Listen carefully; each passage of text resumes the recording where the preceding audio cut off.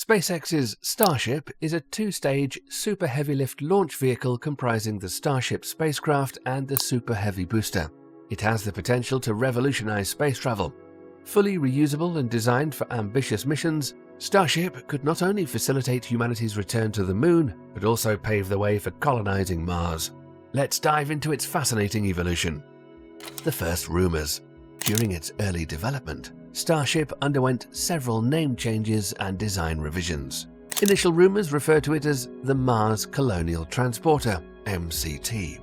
In 2015, Elon Musk gave more concrete information during a Reddit Ask Me Anything. When asked about his plan to send colonists to Mars, he replied, "The Mars transport system will be a completely new architecture. I'm hoping to present that toward the end of this year.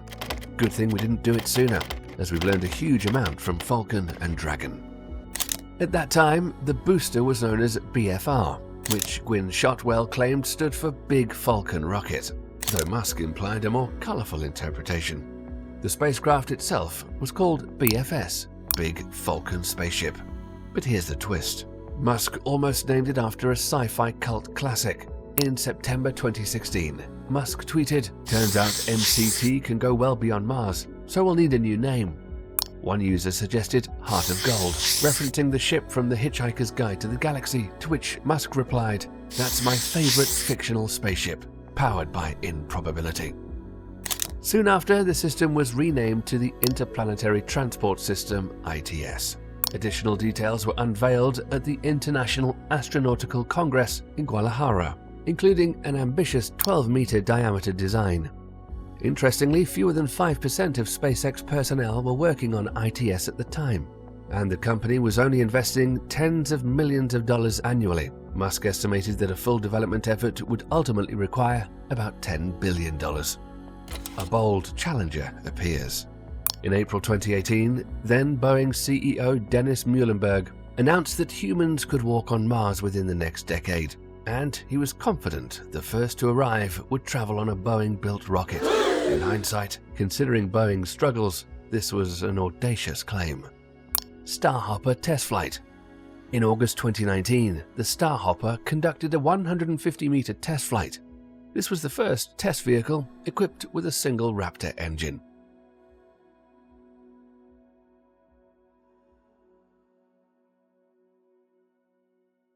Public reveal.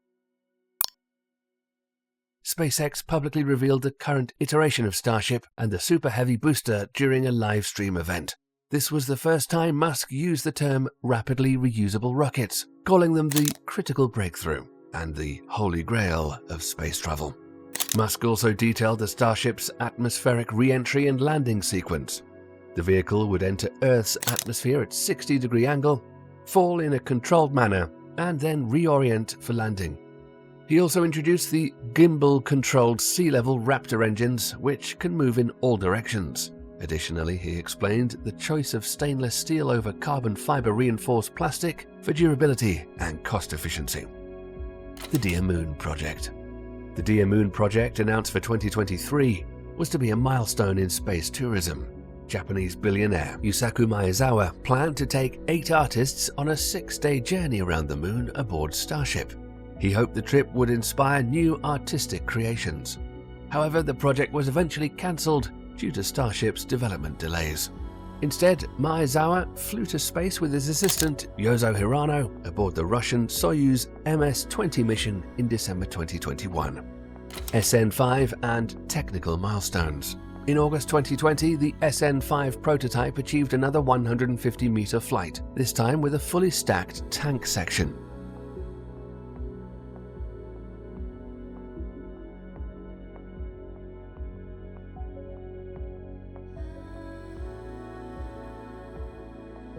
It was the first opportunity to witness a Raptor engine in flight, viewed from the engine bay. Musk's soft spot for the Dictator. Musk revealed a humorous design detail on Joe Rogan's podcast. The Starship's nose was made pointier at his request, inspired by a scene from Sacha Baron Cohen's film The Dictator. Shared technology with Saturn V. The Super Heavy's propellant tanks are separated by a common bulkhead, similar to the S2 and S4B stages of NASA's Saturn V. Starship's flaps. A distinctive feature of Starship is its 4 flaps. These control re-entry dynamics and eliminate the need for wings or tail planes. During the 4th test flight, a design flaw was revealed. The flaps nearly burned through, prompting SpaceX to revise their design multiple times. Engines and performance. The Super Heavy booster is currently equipped with 33 Raptor version 2 engines using subcooled liquid methane (CH4) and liquid oxygen (LOX).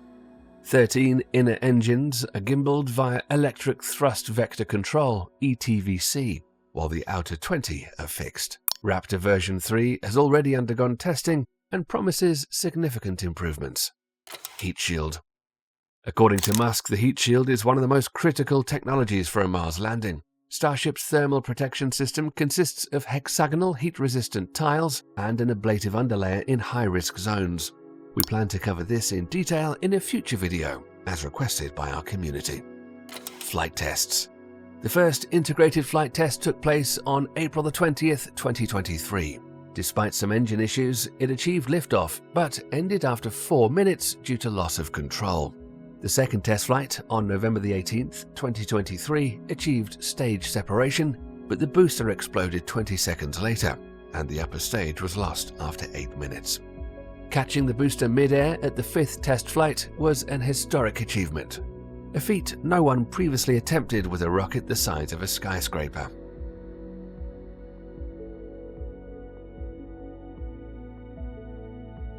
We've produced separate videos on what went wrong during test flights 8 and 9. As of now, Starship V2 still faces challenges: severe vibrations, fuel leaks, and Raptor engine failures and overheating. Starbase Expansion and production goals. In May 2025, Musk announced that SpaceX could produce 1 Starship every 2 to 3 weeks if design updates don't interfere. The long-term goal is to build 3 per day, or roughly 1,000 Starships per year. A second Gigabay factory is under construction in Florida. SpaceX also aims to catch and reuse the Starship upper stage, not just the booster, within the year. Mars Refueling and NextGen Starship. One of the most critical maneuvers for a Mars mission will be orbital refueling. A dedicated tanker version of Starship is planned for this purpose.